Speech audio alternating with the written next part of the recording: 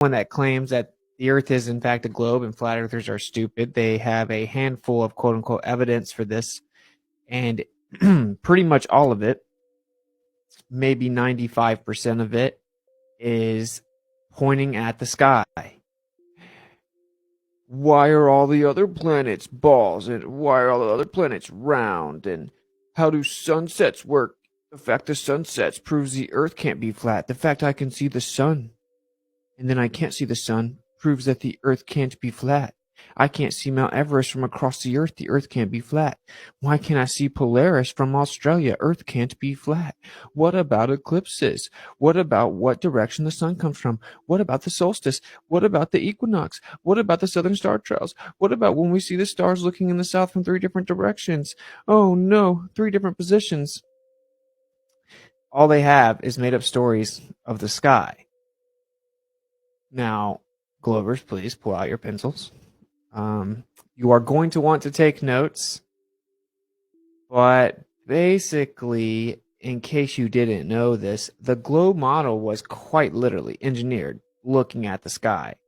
So if you stumble around in your stupor of heliosexuality in 2023 and you try to stumble through incoherent mumbling sentences and tell us how you know the Earth's a ball because something in the sky matches the model, that's pretty ignorant. The model was, again, quite literally made, crafted from, engineered from the sky.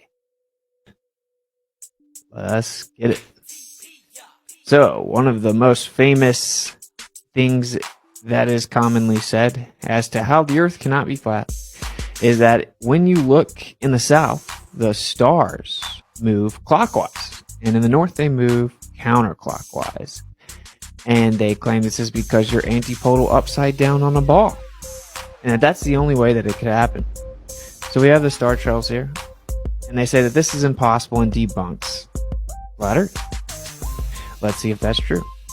So here is a nifty little model made by someone by the name of Walter Bislin. And it explains all celestial phenomena on a plane Earth. This includes eclipses, equinox positions of the sun and the moon positions throughout the year, visibility of the sun and the moon, directions of the sun and the moon set, the fact the sun doesn't change angular size, southern star trails, all positions of the stars, everything. It explains everything. Very interesting. This was done by an anti-flat earther. Here's the truth about this story, by the way. He worked on this for a long time trying to debunk flat earth. He found out he really couldn't once he took the azimuthal grid and put it on the flat earth. So he kind of just gave up and said it would be impossible because light would have to bend. Okay, so let's look at some of this so you guys can start to get an idea of it. So this is, of course, a local sun and moon moving over top of a plane Earth. Of course, the sun would not light up the entire Earth. That's ignorant. Yep, has a radius of light. And there's something called attenuation of light. Light does not travel forever. That's an insane, absurd claim. So, seems pretty simple concept here. Let's move on. So you have what's called an azimuthal grid of vision. You can only see so far. You have a limited view in all directions. 360-degree field of view. And this is what we see the world through the lens of our personal, people have coined it, dome. More specifically and more accurately, it is an azimuthal grid of vision or observability. Azimuthal grid of vision. We will cover what that means. So here's another depiction. As you can see, we view the sky through this azimuthal grid. There's Polaris at the correct angle relative to that latitude as the stars move over top. Now, of course, the stars can in fact be a plane over top of us. In this beautiful masterpiece that is the Walter Bislin Flat Earth Dome model. Shout out to Walter. Thanks, Walter. You can actually make the stars be a parallel level plane over top of you.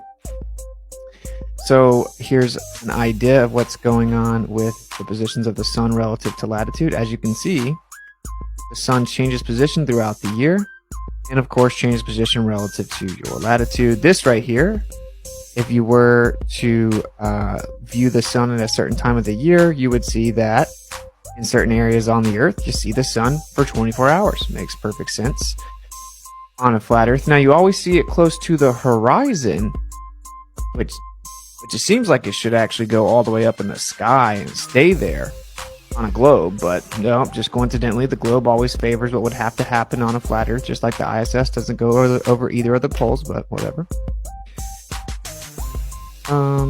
I don't know which one we skipped, but it'll be okay. So here's just a basic part of the model. Now later I can pull the model up and go through it and kind of show you more hands-on, but I threw all this into PowerPoint. So you get a basic idea. We have a dome potentially over top of the earth. It actually seems like a layered magnetic field. A toroid, we live in a sphere, not on one, on the plane through the middle. But we have a personal dome, and that is the important aspect to really wrap your mind around. You cannot see forever. Any psychopath that tells you that has been indoctrinated to believe one of the most absurd notions ever put forward by mankind, other than rocks turning into fish. So you cannot see forever, and we have curved eyes, curved retinas. We, of course, see in curved visual space. We have a limit to our perspective. We can only see so far, and we have a 360-degree field of view.